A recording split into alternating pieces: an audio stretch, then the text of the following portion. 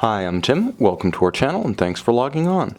Today we're discussing the Patek Philippe Gondolo 5135G annual calendar. You can see and you can purchase this tonneau-shaped automatic Patek Philippe annual calendar on our website.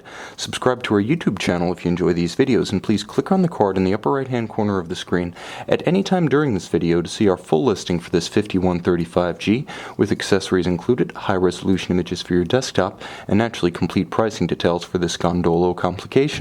Now on my wrist, 6 1/3 inches, 16 centimeters in circumference, you can see that this is one of the largest modern Patek Philippe references.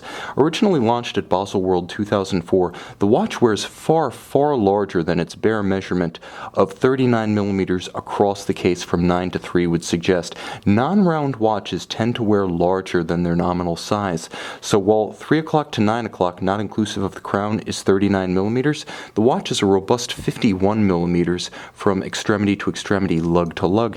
In terms of thickness, it's quite compact. Despite its large wrist real estate, it has a generously sloped case flank and bezel, so a dress cuff will easily slide up and over this watch, but make no mistake, this is a lot of Patek Philippe and a lot of white gold. It's beautifully finished, all of high polish, and its lugs are nicely downward tapered, so it wraps itself around the edge of a wrist.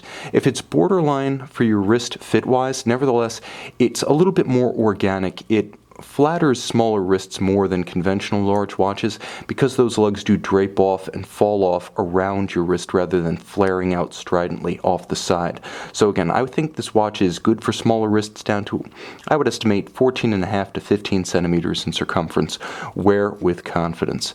Now the watch features a rectangular scale, I would say medium brown, minimally bolstered, alligator leather strap, monotone stitch, folded edges, on the bottom a supple calfskin, and the pin buckle, a faceted and polished Patek Philippe white gold unit for a classical low profile and easy adjustability.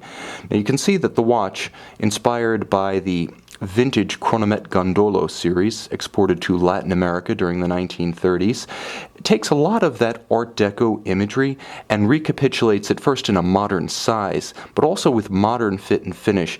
Now you have gorgeous ruthenium coated dial with dart style applied and polished white gold hour indices, exquisite Art Deco floral style 9 and 3 Arabic numerals. There's a railroad track inboard for the seconds, and you can follow quite easily along the second scale or watch the minute hand superimposed over the same scale for reading precise time. But then you'll notice inboard there's a different grain to the metal itself. It's matte sunburst outboard, and then inside concentric circular guilloche texture. My camera doesn't capture it terribly well, but make no mistake, there is a distinct difference between the granular exterior, the hour track, and the inner dial. Now the hands at center for hours and minutes are beautiful white gold Dauphine, and it features a lancet style seconds hand for constant seconds. There's a leaf style or foy hand within the 24-hour scale at 6 o'clock. That is there to illustrate whether or not the watch is in the danger zone, the period during which you do not want to use the pusher adjusters to change the indication of the aperture annual calendar. And likewise, there is a bosom style moonphase nestled within this counter at 6 o'clock. It is a compound complication. Now you can see the easily referenced windows for the day, the date, and the month. This is a fantastically balanced dial, and as much as it incorporates a great deal of information without ever seeming crowded and without confusing the civil time and the calendar indications. On the case back, we have a variation of Patek Philippe's caliber 324 automatic. Here you can see this being one of the older examples of the 5135. It features both the original steel rotor bearings at center as well as the original Poinçon de Genève. The later versions of the watch from the mid-2000s featured ceramic rotor bearings, and after mid-2009, toward the very tail end of the production run, they switched over to the Patek Philippe seal.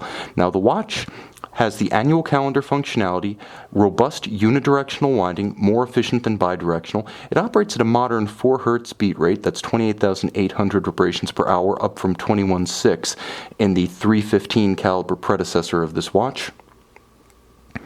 And you'll also note that this timepiece features all of the flourishes that you would expect of a Poinçon de Genève movement. Circular Côte de Genève across the winding mass, linear Côte de Genève across the bridges, tight and even perlage about the base plate. All of the bridges have a glorious mirrored naturally rounded anglage executed by hand, no machine finish here, and you'll see the same level of finish within each jewel sink. Now, of course, with the Gyromax style free-sprung balance, the watch will take and hold a regulation more efficiently and more robustly and resolutely resist shock-induced timing deviations.